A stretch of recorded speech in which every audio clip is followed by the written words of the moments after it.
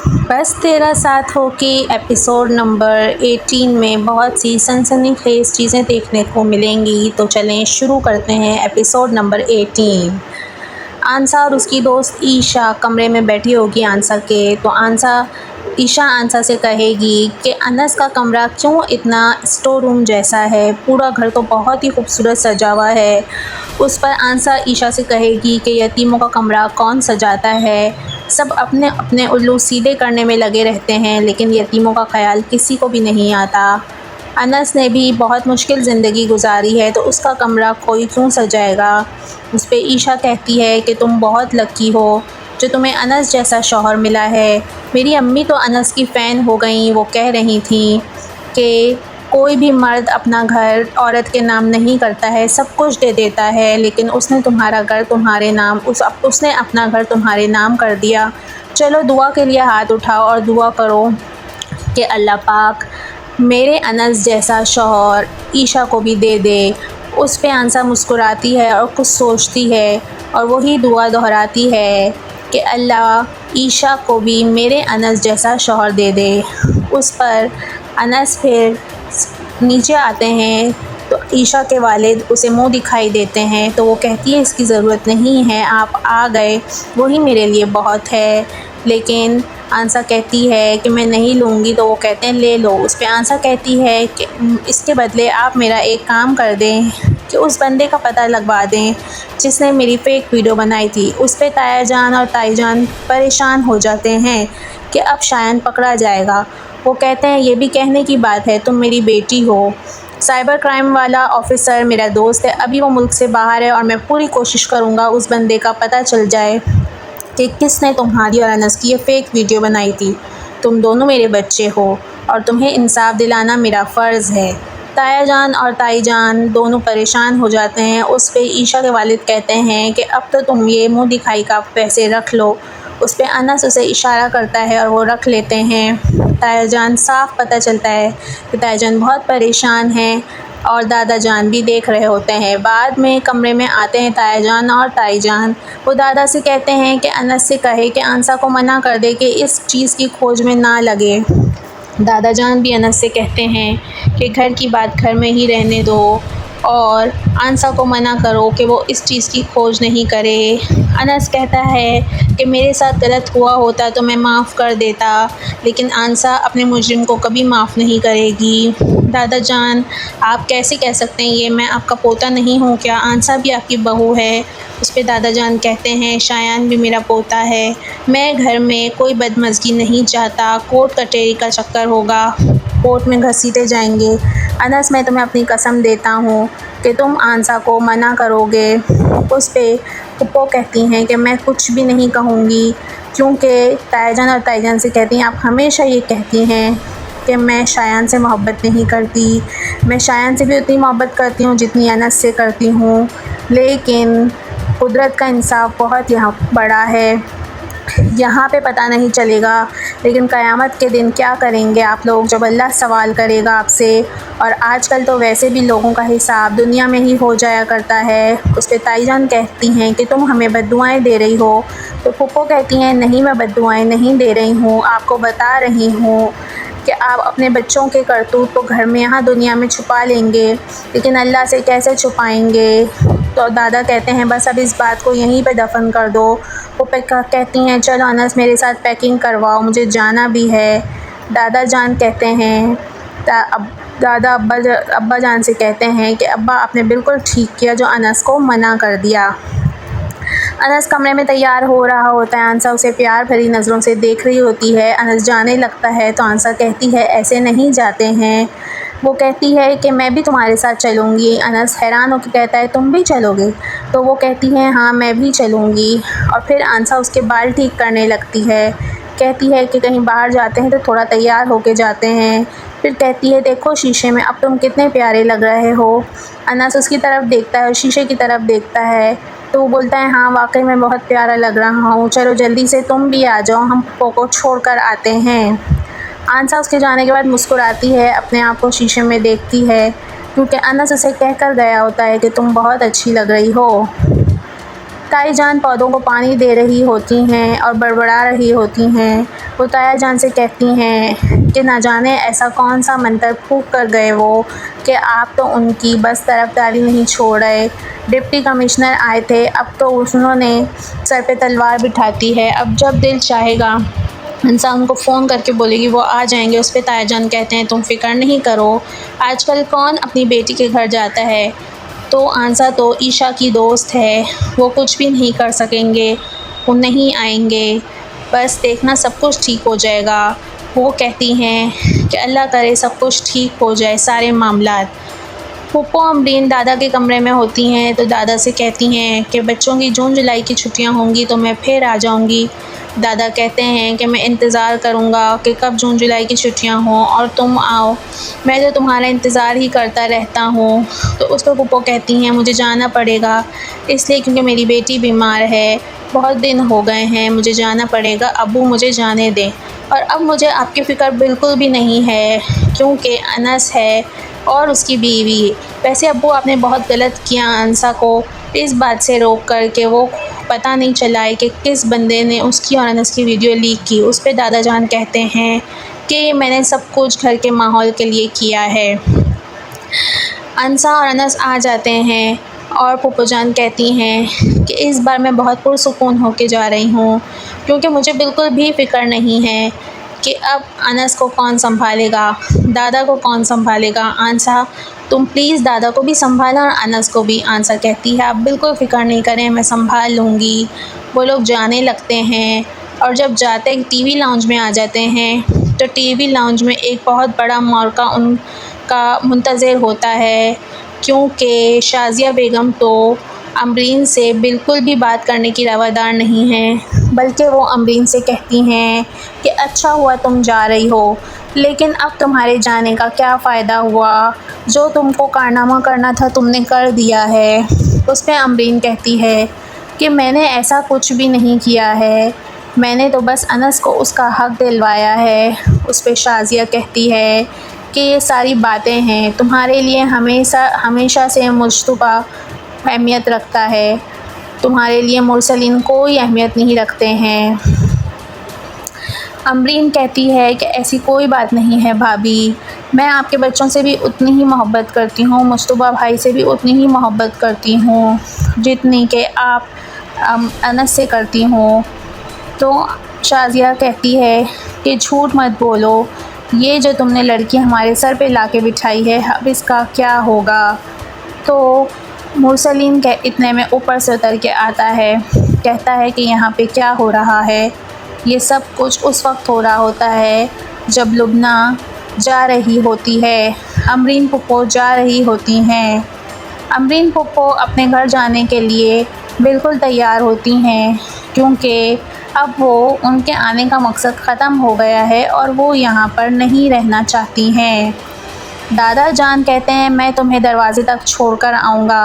अमरीन फूफो कहती हैं कि नहीं अब्बू, आप मुझे दरवाज़े तक छोड़कर मत आइए, आपकी तबीयत ठीक नहीं है।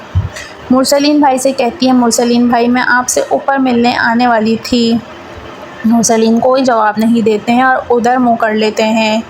अमरीन फूफो कहती हैं कि भाई क्या आप मुझे खुदाफिज़ भी नहीं करेंगे, मुझसे मिलेंगे भी नहीं। उस पे वो कहते हैं जवाब ही नहीं देते हैं और नफ़रत से मुंह मोड़ लेते हैं। शाज़िया कहती है जो तुमने किया है अपने भाई के साथ, क्या उसके बाद तुम्हें लगता है कि तुम्हारे भाई तुम्हारी तरफ देखेंगे भी। तो उस पर अमरीन फूफो कहती हैं कि ये आपकी गलत फहमी है कि मैंने आप लोगों के साथ बुरा किया है, हालांकि हक़दार को हक़ दिलाना तो सबका अच्छा काम होता है और इंसानियत होती है। मैंने अनस के लिए और आंसा के लिए जो भी स्टैंड लिया वो बिल्कुल ठीक है, उसके बाद जो हुआ वो सब कुछ उनके नसीब में था। शाज़िया कहती है कि तुमने मेरे बच्चों के साथ बहुत गलत किया है, तुम्हें उनके बारे में भी बहुत बहुत सोचना चाहिए था। अमरीन फूफो कहती हैं कि भाभी आपने नहीं सोचा कि आपने अनस के साथ क्या किया है, लेकिन आप अगर बचपन से उससे मोहब्बत करती तो ये सब कुछ नहीं होता। शाज़िया कहती है कि क्या हो गया है तुम्हें, और अनस को हमने घर में जगह दी, ये सब कुछ किया, उसके लिए इतना सब कुछ किया, लेकिन फिर भी तुम मानने वाली नहीं हो। दादा जान ये सारी बातें सुन रहे होते हैं, लेकिन वो कहते कुछ भी नहीं है। ना वो एक लफ्ज़ मुरसलीन से कहते हैं, ना अमरीन से कहते हैं। अमरीन जाते हुए मिन्नतें करती है कि मुझसे गले मिल लीजिए भाई, लेकिन उनकी बात मुश्तबा नहीं सुनता है। आंसा और अनस उन्हें एयरपोर्ट लेकर जाते हैं और दादा जान उन्हें दरवाज़े तक छोड़कर आते हैं। मुरसलीन शहरीन आती है तो कहती है कि मैं तो समझी फूफो आप चली गई होंगी और मैं तो खुश हो जाऊंगी, लेकिन आप तो अभी तक नहीं गई हैं। अब फूफो देखिए फिर से अनस को फ्लू नज़ला हो जाएगा और आप भागी भागी चली आएंगी। उस पर फूफो कोई जवाब नहीं देती हैं और चली जाती हैं। और जब शाज़िया चली जाती हैं तो ताया जान शहरीन से पूछते हैं, ये तुम कहाँ थी इतनी देर तक, इतनी देर से यूनिवर्सिटी से क्यों आई हो? उस पर वो कहती है कि मैं अपने दोस्तों के साथ बाहर चली गई थी। रास्ते में अमरीन फूफो अनस और आंसा को समझाती हैं कि एक दूसरे का बहुत ख्याल रखना है, तुम दोनों मियाँ बीवी हो और मियाँ बीवी को एक दूसरे का लिबास कहा गया है और लिबास का मकसद ये होता है एक दूसरे की पर्दा पोशी करना। तुम्हें भी एक दूसरे की पर्दा पोशी करनी है, एक दूसरे का बेहद ख्याल रखना है। अनस सुन रहा होता है, वो आंसा से कहती है मेरा भतीजा बहुत प्यारा है, दुनिया में कोई ऐसा नहीं होगा, तो तुम्हें उसका बहुत ख्याल रखना है। और अनस से कहती हैं कि तुम्हें भी आंसा का बहुत ख्याल रखना है, मुझे कोई शिकायत नहीं मिले। वो दोनों से बहुत खुश होकर जाती हैं, कहती हैं अब मैं बेफ़िक्र होकर जाऊंगी कि अनस का ख्याल रखने वाली कोई है और मेरे अब्बा जान का भी। उस पे आंसा खुश हो जाती है। फूफो अपने घर चली जाती हैं। अब आगे किस्तों में फूफो आएंगी या नहीं आएंगी नज़र, इसका फ़ैसला तो डायरेक्टर साहब ही करेंगे। चले मैं आपको आगे बताती हूँ कि आगे क्या होता है। अमरीन फूफो दोनों से खुशगपियों में मसरूफ़ होती हैं और कहती हैं कि अब जब मैं अगली दफ़ा आऊँगी तो तुम लोगों के लिए बहुत सारे तोहफ़े तोहफ़ लाऊँगी। तो उस पे आंसा कहती है ऐसी कोई बात नहीं है, आप कुछ भी मत लेकर आइएगा, हम सब कुछ यहाँ से ही ले लेंगे। फूफो एयरपोर्ट पहुंचकर फ्लाई कर जाती हैं। वापसी में आंसा सोचती है, वही बातें उसके दिमाग में घूम रही होती हैं जो उसकी दोस्त ने की होती हैं कि मेरी अम्मी ने कहा है कि मर्द तो अपने घर किसी के नाम नहीं करते हैं, लेकिन अनस ने अपना घर तुम्हारे नाम कर दिया, तुम बहुत खुशकिस्मत हो। वो प्यार भरी नज़रों से अनस को देखती है। अनस भी उसके बारे में ही सोचता है और वो सोचती है वाकई में मैं बहुत खुश नसीब हूँ जो मुझे अनस जैसा शौहर मिला है, अब मुझे उसकी कदर करनी है। दोनों आते हैं कमरे में और सोने की तैयारी करते हैं, लेकिन दरवाज़ा खुला हुआ होता है तो शहरीन टो में लगी रहती है कि क्यों दरवाज़ा खोला है, पहले दरवाज़ा बंद था, अब खुला हुआ क्यों है। असल में आंसा ने वेंटिलेशन के लिए दरवाज़े को खोला हुआ होता है। इतने में शाज़िया आती है और शाज़िया कहती है यहाँ तुम खड़े खड़े क्या कर रही हो? शहरीन कहती है पता नहीं अंदर क्या हो रहा है, पहले दरवाज़ा बंद था फिर खुल गया। तो शाज़िया कहती है तुम्हें क्या मकसद है, छोड़ो जो हो रहा है तो होने दो। अमरीन फूफो चली गई, लेकिन वो अपना मकसद तो पूरा करके चली गई। लेकिन शहरीन कहती है आप हार मान जाएंगी, आप इस लड़की को घर से भगाएंगी। अगर ये लड़की ख़ुद अनस को छोड़ के चली जाएगी तो उसके हाथ ये घर नहीं आएगा, अगर अनस उसे छोड़ेगा तो वो घर लेके जा सकती है। उस पर शाज़िया कहती है तो मैं क्या करूं? वो कहती हैं आग लगा दें, लेकिन याद रखें आग सिर्फ माचिस से नहीं लगाई जा सकती, बातों से भी लगाई जा सकती है। उस पर शाज़िया सोच में पड़ जाती हैं। आंसा आती है कमरे में, देखती है तो अनस उसके बेड पे सो चुका होता है। वो सोचती है, मैट्रेस बिछाती है नीचे और मैट्रेस बिछाकर नीचे सो जाती है, क्योंकि वो ऊपर बेड पर नहीं सो सकती थी। अभी उन दोनों के ताल्लुकात अच्छे नहीं होते हैं। वो सो जाती है। आधी रात को जब अनस की आँख खुलती है तो अनस देखता है कि आंसा नीचे सो रही है बेड के ऊपर। वो बहुत हैरान होता है और साथ साथ परेशान भी हो जाता है और वो फ़ौरन से खड़े होकर आंसा को जगाता है। आंसा एकदम से हड़बड़ाकर उठती है और बोलती है कि क्या हुआ? वो कहता है तुम नीचे क्यों सोई? वो कहती है तो क्या हुआ, मैं नीचे सो गई। तो वो कहता है कि नहीं, तुम्हें नीचे नहीं सोना चाहिए, तुम मुझे उठा देती, मैं अपने आप से नज़र नहीं मिला पा रहा, मैं ऊपर बेड पे सो रहा हूँ और तुम नीचे सो रही हो। वो कहती है क्या हो गया अनस? वो उसका एकदम हाथ पकड़ लेता और कहता है कि नहीं तुम मेरी ज़िम्मेदारी हो मुझे तुम्हारा ख्याल रखना चाहिए, चलो तुम बेड पे जाके सो, मैं नीचे सोऊंगा। इतने में आंसा का फ़ोन बजने लगता है। वो जाके फ़ोन उठाता है तो आरिफ भाई का फ़ोन होता है। आरिफ भाई फ़ोन उठाते ही उससे कहते हैं कि तुम्हें शर्म नहीं आती, इतना बड़ा काम कर लिया तुमने, मेरी तो क्या अब्बू की इज़्ज़त का भी ख्याल नहीं किया। वो कहती है मैंने निकाह करा है और कुछ नहीं किया। तो आरिफ भाई कहते हैं इसका मतलब वो वीडियो और वो सब कुछ सारी बातें सही थी जो लोग कर रहे थे तुम्हारे बारे में। तुमने उसी लड़के से शादी कर ली है जिसके साथ तुम उस वीडियो में थी। भाभी भी बीच बीच में तंज के तीर मारती हैं। आरिफ भाई कहते हैं कि अब तुम्हारा और मेरा जीना मरना ख़त्म, अब ज़िंदगी में भी और मरने के बाद भी तुम्हारा और मेरा कोई वास्ता नहीं है। उस पर वो बहुत ज़्यादा रोती है। वो कहती है मेरी बात सुने, लेकिन कोई भी उसकी बात नहीं सुनता है और आरिफ भाई की बेगम उनसे लेके फ़ोन रख देती हैं कि बस रखो फ़ोन।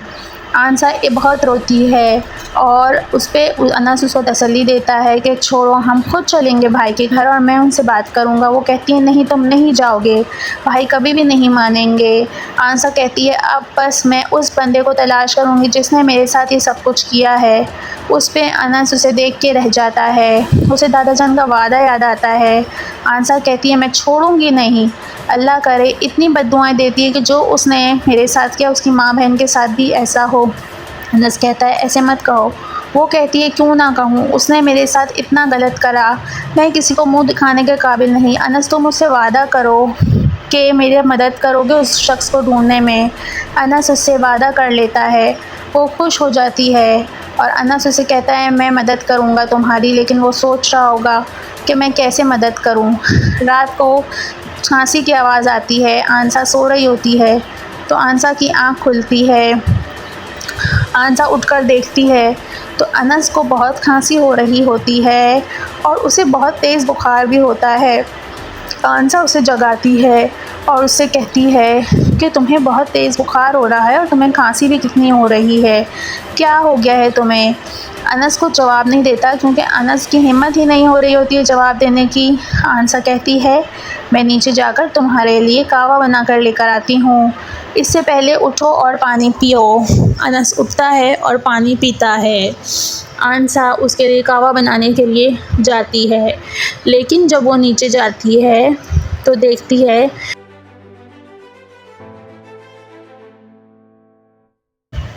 ताई जान किचन में पहले से मौजूद होती हैं और वो ताया जान को सलाम करती है, लेकिन वो कोई जवाब नहीं देते हैं। ताई जान उसे देखते सिखसाती कहती हैं तुम्हारी हिम्मत कैसे हुई किचन में आने की, और बेहतर यही है कि तुम किचन में नहीं आना क्योंकि अभी मैं नाश्ता बना रही हूँ और मुझे किसी की मदाखलत पसंद नहीं, और कोशिश करना घर में मेरे सामने ज़रा कम आओ, और जब मैं मौजूद हूँ किचन में आने की ज़रूरत नहीं। उस पर आंसा वापस पलट कर सीढ़ियों तक जाती है और सीढ़ियों पर जाकर वापस से रुक जाती है और वापस पलटती है, लेकिन वो कुछ सोचकर वहीं खड़ी हो जाती है और फिर से पलटकर अपने कमरे में चली जाती है। कुछ सीढ़ियाँ तय करके नीचे आती है, लेकिन उसे अनस का ख्याल आ जाता है तो वो सोचती है कि इनसे कौन बहस करे, क्योंकि ये बात उसके मिजाज के ख़िलाफ़ होती है। वो गलत बात बर्दाश्त नहीं कर सकती है तो वो चली जाती है वापस ऊपर।